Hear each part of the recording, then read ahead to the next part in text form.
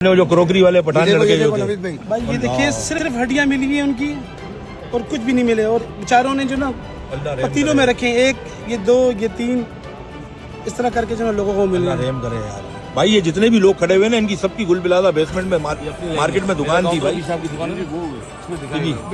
جی، وہ بھی اللہ رحم کرے بھائی۔ ان کے بھائیوں کی الگ کی دو تھی، اچھا دو تھی سب کی تھی، ان کی تو ٹوٹل 17 دکان میں بیسمنٹ میں۔ اچھا جی، ریاض کدھر ہے باپو؟ 25 سال سے تو ہم ان کو دیکھتے آ رہے ہیں بھائی۔ اچھا ماشاء اللہ، 25 سال سے ہم دیکھ رہے ہیں، 42 ایئرس